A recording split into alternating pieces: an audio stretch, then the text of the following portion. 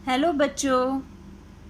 तो आज हम डिस्कस कर रहे हैं हमारी वर्कशीट 8 के जो प्रश्न हमें दिए गए थे उनके हल। तो जिसे जहाँ जो कन्फ्यूज़न हो आज वो क्लियर हो जाएगा और आप चेक कर पाएंगे कि आपके आंसर सही हैं या नहीं। तो स्टार्ट करते हैं।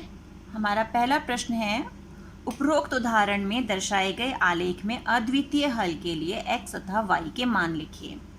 तो वहाँ हमें एक उदाहरण दिया गया था जिसमें लड़के और लड़कियों ने एक कंपटीशन में पार्टिसिपेट किया था और हमने उसके लिए एक आलेख भी बनाया था। और मैंने आपको बताया था कि जहाँ हमारे आलेख की दोनों रेखाएं, आलेख में दोनों रेखाएं एक दूसरे को काट रही थी, वही हमारा हल था, अद्वितीय हल। तो उस आलेख को देखकर बताइए कि आपका हल क्या निकला। उस आलेख में हमारे जो पॉइंट्स जिस पर दोनों रेखाएं काट रही थी उस पॉइंट के निर्देशांक थे 7,3, यानी x 7 था और y 3 था। तो यही इसका उत्तर है। दूसरा प्रश्न है, समीकरण y माइनस एक्स बराबर 2 का आलेख ज्यामितीय रूप से एक डैश रेखा को निरूपित करता है। तो जब भी हमारा कोई रैखिक समीकरण होता है, जैसे ये रैखिक समीकरण है क्योंकि इसमें दोनों की घात एक है, तो उसका ग्राफ जो है वो कैसा होता है, कैसी रेखा होती है वो? शाबाश, सरल रेखा। कैसी रेखा होती है? सरल रेखा, बिल्कुल स्ट्रेट लाइन होती है। तो उसका ग्राफ सरल रेखा को निरूपित करता है। अब आ जाते हैं हम प्रश्न 3 पर। 2 किलोग्राम सेब तथा 1 किलोग्राम अंगूर का दाम एक दिन में 240 रुपये था। एक महीने बाद 4 किलोग्राम सेब और 2 किलोग्राम अंगूर का दाम 500 रुपये हो गया। ग्राफीय रूप में इसे निरूपित कीजिए। अब ग्राफीय रूप में हम तब निरूपित कर पाते हैं जब हमारे पास समीकरण हो, तभी हम समीकरण के हल निकालते हैं और ग्राफ में प्लॉट कर पाते हैं। तो सबसे पहला काम हमें इनकी समीकरण बनानी है, एक हमारी इस कंडीशन के लिए और एक हमारी एक महीने बाद जो कंडीशन दी गई है उसके लिए। तो हम पहले इसके लिए समीकरण बना लेते हैं। तो स्टार्ट करते हैं हम। हमें कहा गया 2 किलोग्राम सेब तथा 1 किलोग्राम अंगूर का दाम। तो पहले तो हम मान लेते हैं कि हमारा जो 1 किलोग्राम सेब है उसका दाम जो है वो x रुपीज़ है। हमने x रुपये मान लिया। और इसी तरह 1 किलोग्राम अंगूर का दाम भी मान लेते हैं। 1 किलोग्राम अंगूर का दाम हमने मान लिया y रुपये। अब आते हैं हम यहाँ 2 किलोग्राम सेब तथा 1 किलोग्राम अंगूर का दाम, यानी हमने 2 किलोग्राम सेब खरीदा और 1 किलोग्राम अंगूर खरीदा। तो हमने कितना पे किया? हमने दुकानदार को 240 रुपये दिए। यानी 2 किलोग्राम सेब जमा 1 किलोग्राम अंगूर, दोनों एक साथ खरीद रहे हैं ना, और यानी जमा कर रहे हैं, उन दोनों को मिलाकर 240 रुपये बन रहा है।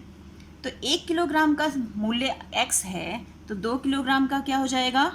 2x। और 1 किलोग्राम अंगूर कितना है? y रुपीज़ का, तो y आ जाएगा और बराबर 240। तो ये आ गई हमारे पास एक समीकरण। अब हम एक महीने बाद की कंडीशन लेते हैं, क्योंकि हमें पता है ना जो हमारी सब्जियां हैं, फल हैं, इनके दाम तो बदलते रहते हैं, कोई फिक्स दाम तो होते नहीं।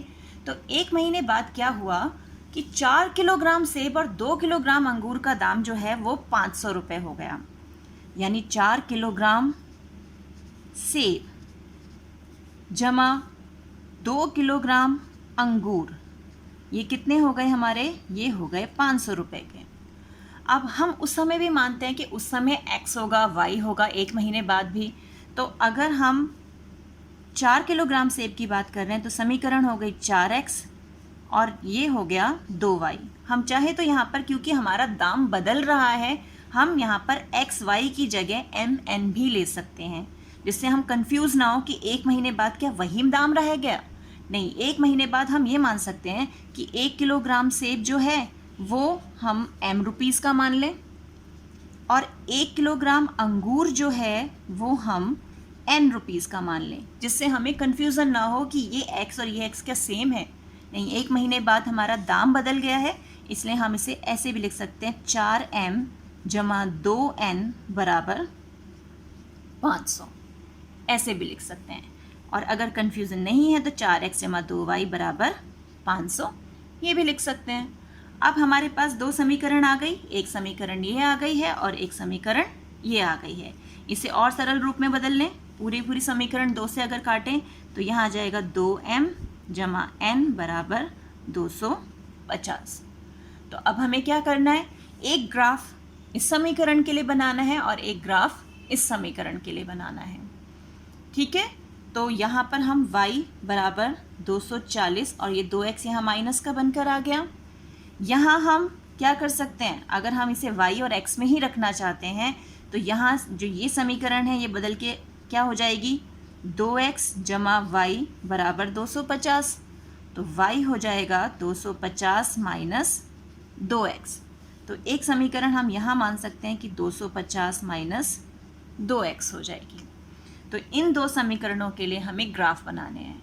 तो आप वही बॉक्स बना के ग्राफ में इसमें x की वैल्यूज़ पुट करेंगे, y की मिलेगी और ग्राफ ड्रॉ करेंगे जैसा मैंने आपको वीडियो में सिखाया था उस ढंग से।